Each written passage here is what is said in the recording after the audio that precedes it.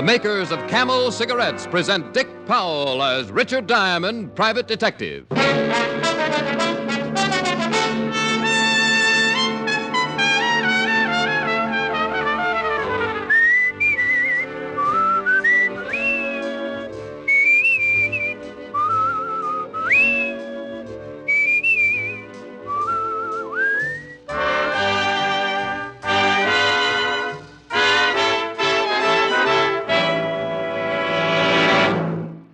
What cigarette do you smoke, Doctor? Again, this question has been asked of doctors in every branch of medicine. And again, the brand name most was Camel. Yes, according to this repeated nationwide survey, more doctors smoke Camels than any other cigarette.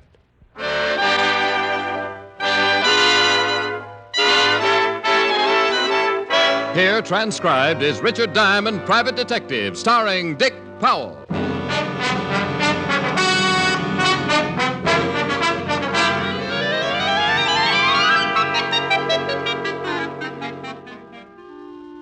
Being a private detective is like ordering stew in a cheap restaurant. You never know what you're getting until it's too late. It was that way the other morning. I was sitting in my office practicing curtain speeches to my creditors when she came in. She was wearing a casual item that must have caused a sharp dip at the mink population. When she reached my desk, she stopped and her perfume kept moving. She probably noticed the glassy look reaching my eyes because she said, "Does my perfume bother you, Mr. Diamond?" "Well, no, not at all. My fangs always show like this." Mm-hmm. Le Joie. It carries a special guarantee. Well, I won't ask for what. Won't you sit down, Miss... Not Miss, just Yvonne.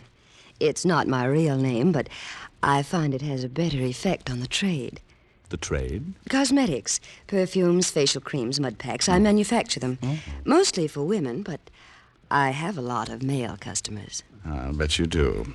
Unfortunately, I've just bought a magnum of shaving lotion myself. Oh, don't be silly, Mr. Diamond. I didn't come here to sell you anything. I'm sure you wouldn't have any need for my products. We'll save that debate for later. Well, I'll be brief. I'm a woman who likes to come to the point. I can see that. How would a $200 fee sound to you? Like a mirage, but beautiful. Well, here you are. 100 now. The rest when you finish the job. Well, far be it from me to hesitate over money, especially that nice, luxurious shade of green. But don't you think that... Oh, of course. You want to know what you have to do. It would help. It's very simple. This afternoon, the Ile-de-France docks in New York. On the ship will be a man named Bouchon. One of your customers? Or is this social? Monsieur Bouchon has developed a wonderful new face cream. He's arranged for me to have the exclusive American rights. Well, that's fine. Where do I come in? Your job starts at 7 tonight. All you do is pick up the sample from Monsieur Bouchon at his hotel and bring it to me. Oh, I see. Do you mind if I look at your legs? Why, no. But I thought we were talking business. We are. Mm-hmm. Well, you've got nice legs, Yvonne. They take me where I want to go. What keeps them from taking you to Bouchon's hotel? You mean pick up the sample myself? I was sure you'd ask that. Well, I did. You don't know the cosmetic industry, Mr. Diamond. My competitors would do anything to get hold of that face cream. They know you expect Bouchon? Only one of them. A ruthless man. Does he have a name or just a disposition? Robert Mockler. He owns the Venus Beauty Enterprises. And you think he might follow you, take the sample away before you can start to manufacture? So you're paying me $200 to protect it? Oh, Mr. Diamond, I'm going to like you. You're so understanding. Oh, $100 bills make me that way. I'll expect you tonight around 7:30. My job's over when I deliver the sample to you, is that it? Yes. But don't make any plans for the rest of the evening. There's a new perfume I want to try out.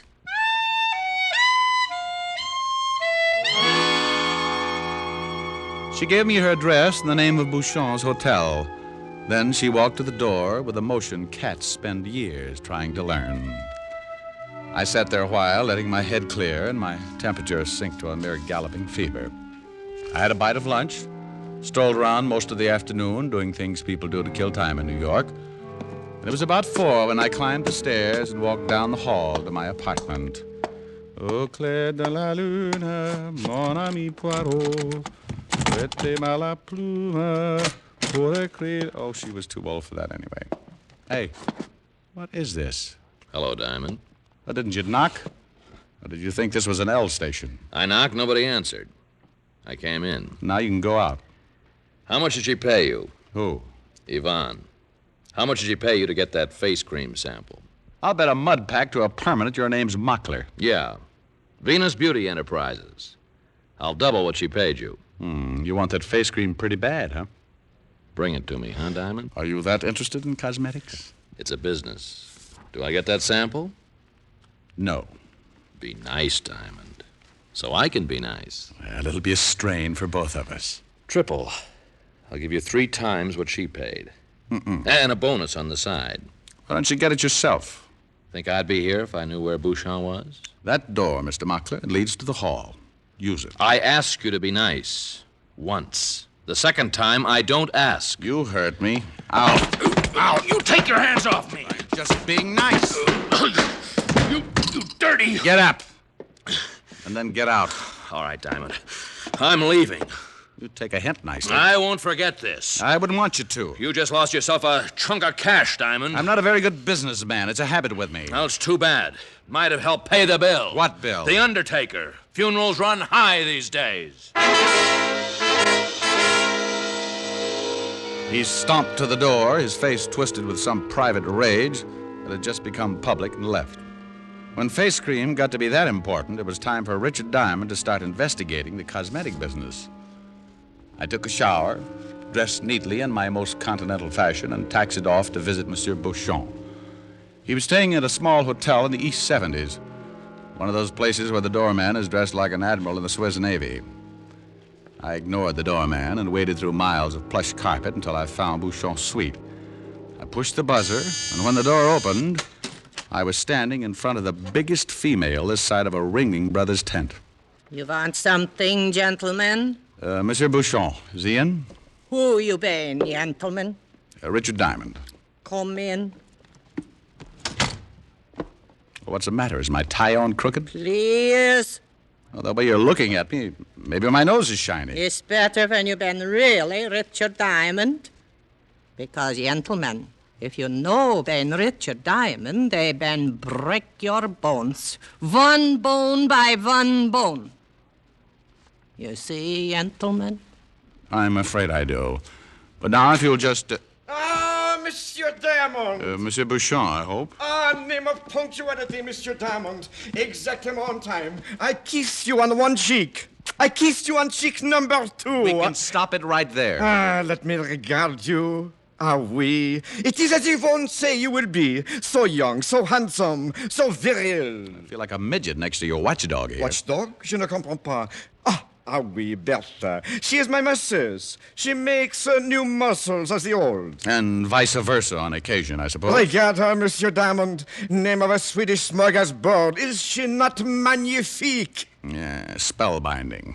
Now, about that sample I'm supposed to pick up. But of course, Bertha. Please. In the boudoir, Bertha, there is a jar on the bed, next to my Chartreuse dressing gown. Bring it. Yeah, gentlemen. I wish to tell you, Monsieur Diamond, how pleasant it is to be back in your New York once more. What a truly magnifique city she is to visit. But you wouldn't want to live here. Name of a fortune teller, but you are psychic. How did you know I would say that? I've been hanging around the tourist bureau. I do not understand, but I think you are being droll. You would have a tiny brandy with me. Some logis du mai, n'est-ce pas?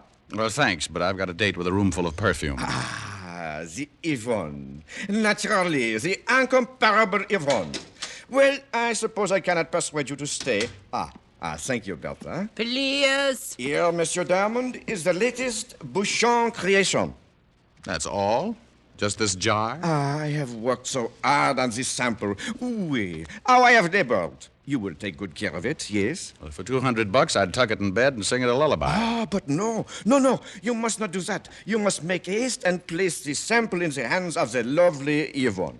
Any message to go with it? The sample. She will be message enough. Okay, I'll be seeing you. Of a certainty you will, Monsieur Diamond. Of a certainty. I looked back on my way out of the suite. Monsieur Bouchon had an atomizer in each hand, spraying the room with cologne. The expression on his face reminded me of the python who had just swallowed his week's supply of rabbit on the hoof. I snowshoed my way down to the street and started to look for a taxi. I didn't have to look far. Hey, Mack! Huh? Over here, Mack!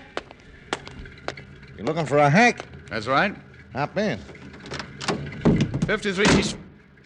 Sit down and be nice, Mr. Diamond, or I'll blow your head off. Well, you leave me a limited choice, Mr. Mockler. That's better. Fine work, Willie. Yeah, pretty neat, huh, Mr. Mockler? I'll answer that, Willie. It was neat. Now, I'd like to... Diamond. I thought you were going to be nice. I'll take that gun.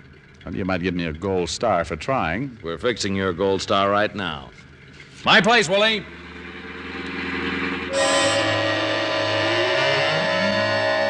It didn't do any good to tell myself I should have known better. I'd been caught by a trick 10 times older than I was. I took a quick look at Mockler's profile just to make sure it was still there. It was. I didn't have to look at his gun. It had found a home between my 4th and 5th rib. We finally pulled up in front of an apartment just off Park Avenue. Mockler herded me across a foyer that might have been cheerful in McKinley's day. He pushed me toward the elevator. All right, get in.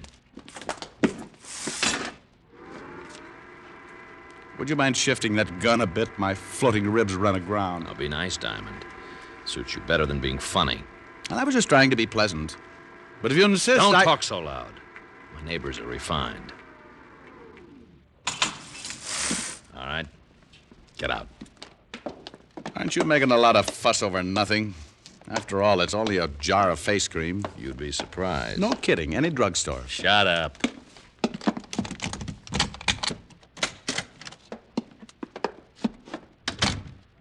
Oh, nice place. It's a place. All right, give me the sample. But just for the record, suppose I say no. You say no, you won't have a record. The sample, Diamond. Get it. My coat pocket. That's right. Oh, I thought you'd try that. Give me that gun. Okay, right between your pretty blue eyes.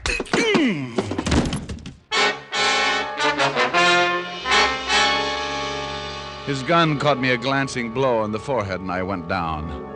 I couldn't have been out for more than a few seconds because when I came to, Mockler was still in the room. I tried to get up, but my body had a will of its own. At the moment, what it wanted most was to rest comfortably on the rug. Mockler didn't notice me. He was too busy trying to get the top off the jar. When he finally did...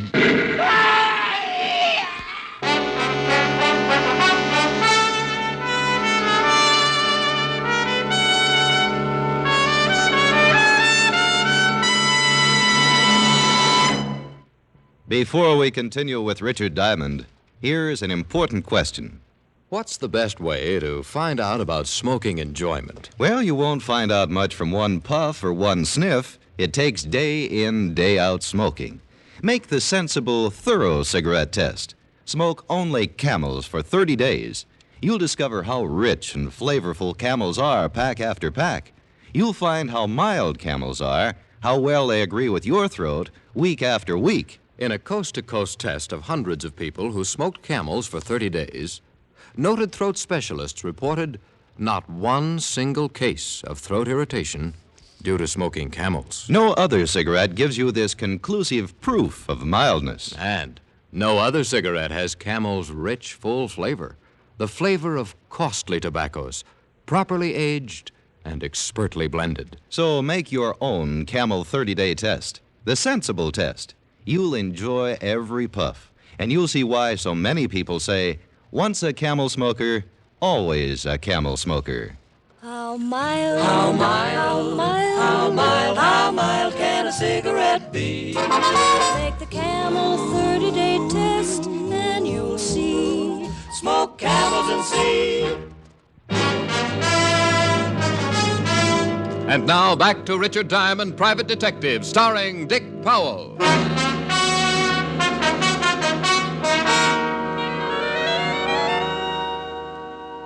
Rick. Rick, come on, boy. Wake up. Oh. Wow, did they say nice things about me, Walt? Who? The preacher. The one who read my funeral service. Oh. This is a hospital, and you're not dead. Oh. You mean I've got to go all through that again? Why you're not dead is something I'll never know. What happened? You tell me, Walt. Well, we got a call an hour ago to come to the apartment of a guy named Mockler. There'd been an explosion. You were stretched out on what was left of the floor. Oh, that potent face cream. Face cream? You sure you're awake, Rick? I'm awake, Al. What about Mockler? Well, he was around the apartment. I might say all around. Oh, so it was a booby trap. Booby trap? What's this all about? Walt, are those my pants on the chair? Well, what's left of them. Throw them over, will you? Now, wait a minute, Rick. Aren't you going to tell me what's going on? Sure. A Frenchman named Bouchon was trying to blow up a girl named Yvonne with a jar of face cream. That face cream again. Maybe you better stay here a while, huh? Look, Walt, nothing makes sense yet. That's the first sensible thing you've said since you woke up. Give me time to ask a few people some questions. How would it be if I asked him? You wouldn't get the same answers. All right, Rick. We'll give it a try. I'll call you as soon as I've made a visit.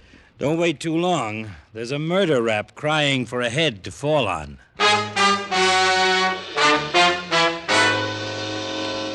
I checked out of the hospital and walked a few blocks to shake the India rubber out of my legs. I knew it wouldn't do any good, but I ducked into a phone booth and called Bouchon's hotel. And as I expected, he'd pulled out a couple of hours before.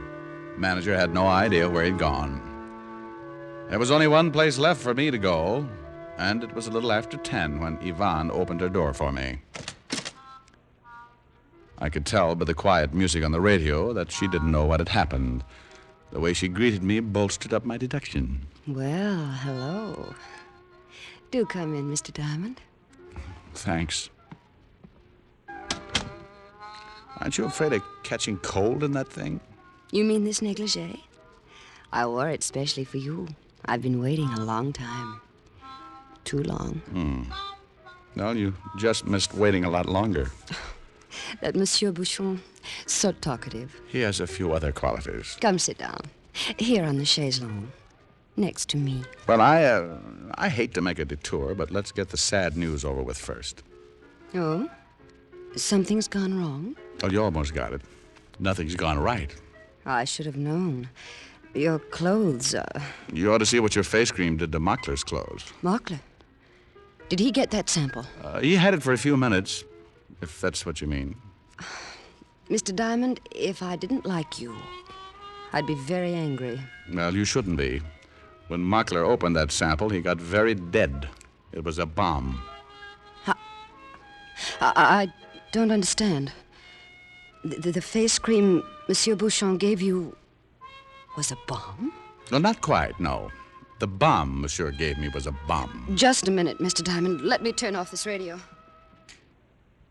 You don't know how this upsets me. I know. I was upset myself this evening, violently. Oh, you poor boy. Well, no. That helps. Hand me that bag, please, there on the coffee table. Well, if you want a handkerchief... Now, I have what I'm looking for. Here, Mr. Diamond. $100. The other half of your fee. No? Does an explanation come of that? I'm sure you'll excuse me until another time. Won't you? Well, when you say it like that, I'm sorry. I was so looking forward to...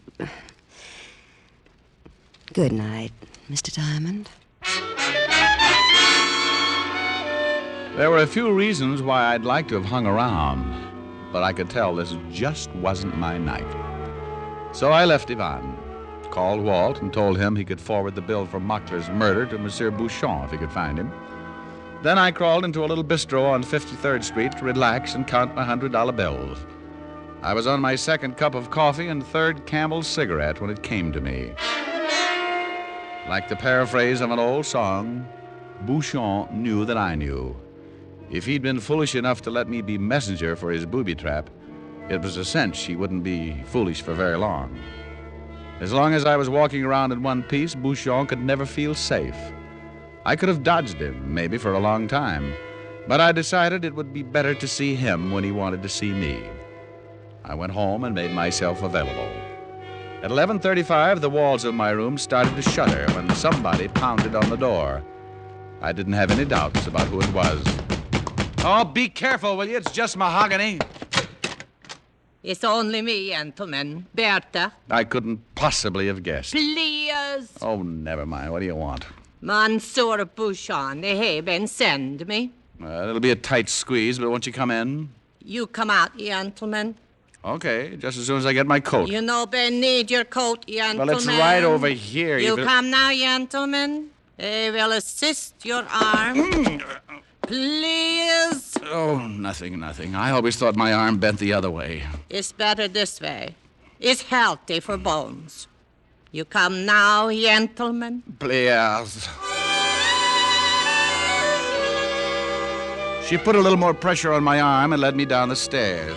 She was so clumsy, I could have taken her with a few artful motions, but Bouchon had sent her, and I wanted to see Bouchon.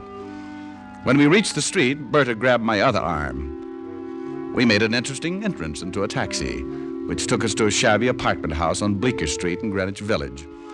Bertha adjusted her half Nelson, and we climbed 3 flights of stairs.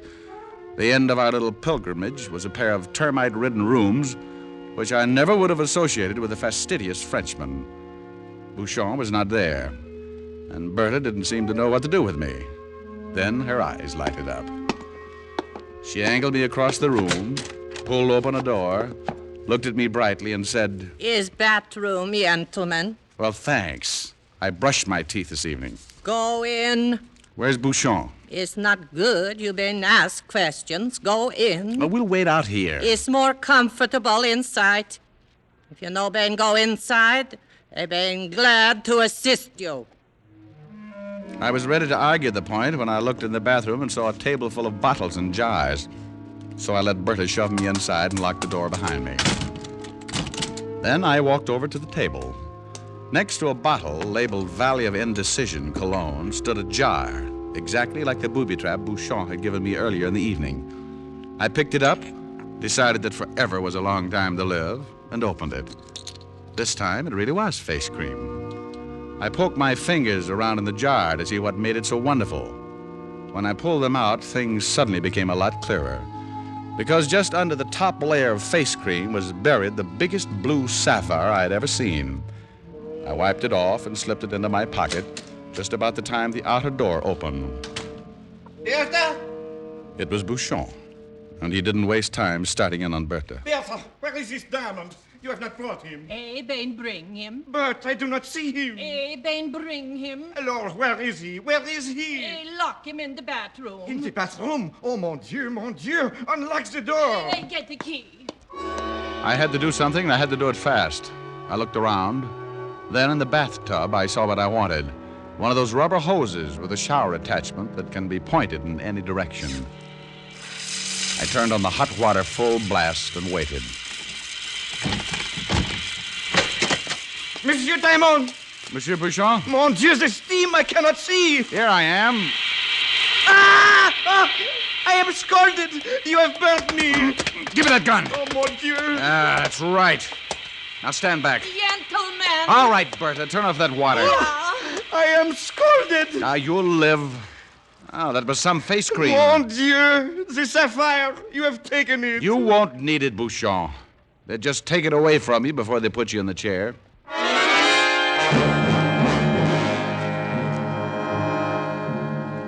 I persuaded Bouchon, with the help of his gun, which I was holding, to tie up Bertha. Then I knotted some bright red French neckties around his hands and feet and surveyed the situation. There was no phone in the apartment, so I locked the 2 of them in and raced down to a drugstore on the corner. I caught the owner just as he was closing and put in a call to Walt. Then I doubled back to the apartment to keep Bouchon and Bertha company. I thought it was funny that the door was open when I had locked it so carefully. I stopped thinking it was funny when I walked through the door straight into the barrel of an ugly automatic. Hello, Mr. Diamond. Well, Yvonne. You're just in time. We're going to start a treasure hunt. He has it. He is the one. Monsieur Bouchon seems to think you picked up a sapphire by mistake, Mr. Diamond. Probably in the excitement of the evening. It is true. All what I tell, it is true. You hear what Monsieur Bouchon says. But Monsieur Bouchon tried to kill me tonight. Maybe he also lies. No, he took it. Name of a thief. Oh, do be quiet, Monsieur Bouchon. You disturb us. Well, Mr. Diamond? Oh, come on, Yvonne. You're taking this thing much too seriously. Mr. Diamond, I've said repeatedly that I like you. But that won't stop me from shooting you, if I have to. Now, you are intense, aren't you? I've risked a lot to get that stone. Let's not make it more difficult. Well, you haven't asked Berta what she knows. Berta? Sure. Go ahead, ask her. All right. What do you know about the sapphire, Berta? Please. Mr. Diamond, I believe you're pulling my leg. Oh, please. I've got a good answer, but I'm afraid this isn't the time. Do you have the sapphire? Oh, for want of a better word, yes. Give it to me. Oh, Grandma, what a greedy voice you've developed. You're wasting time. Only in a manner of speaking. Come on, Diamond, I'm not... Hold it where you are. Drop the gun, miss. Go ahead, drop it. Well, you certainly took your time, Fatty. I got here as fast as I could. I was just running out of words, wasn't I, Yvonne? Mm-hmm. You know something, Mr. Diamond. Tell me, dear. I'm sure I'll hate myself in the morning. But it's funny. I still like you.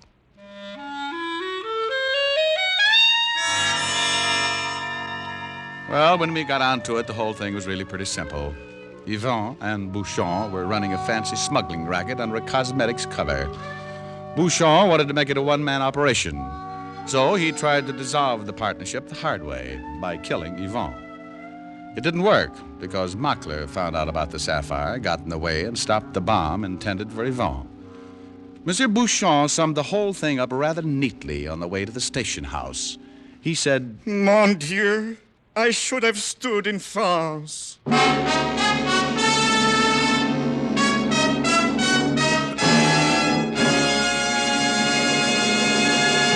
Dick Powell will return in just a minute. More people smoke Camels than any other cigarette. Yes, more people smoke Camels than any other cigarette. Among the millions of Camel smokers are many stars whose throats are their fortunes. Stars like Reza Stevens, Patrice Munsell, Mario Lanza. Great singers who insist on mildness in their cigarette and find it in Camels. Friends, make the sensible cigarette test. Smoke only Camels for 30 days and see how mild, how flavorful, how thoroughly enjoyable a cigarette can be. How mild, how mild, how mild, how mild can a cigarette be? Make the Camel 30-day test and you'll see. Smoke Camels and see. Here's Dick Powell with a special message. Thank you. Ladies and gentlemen, if you've ever spent any length of time in a hospital bed, you know how gift can cheer you up. Every week, the Camel people send gift cigarettes to our hospitalized veterans and servicemen, both in this country and overseas. This week's free Camels go to Veterans Hospitals, Downey, Illinois, and Indianapolis, Indiana, Army and Navy General Hospital, Hot Springs, Arkansas, U.S. Naval Hospital Ship, Constellation. Now, until next week, enjoy Camels. I always do.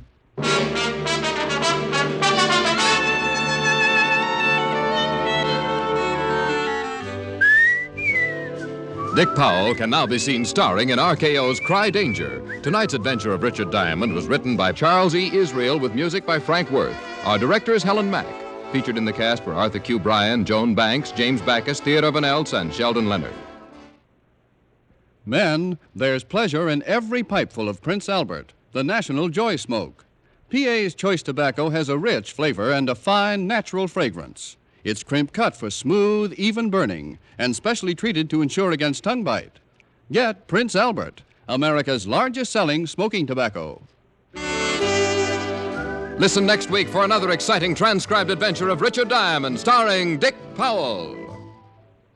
This is Your FBI. The official broadcast from the files of the FBI follows immediately. Stay tuned. This program came to you from Hollywood. This is the American Broadcasting Company.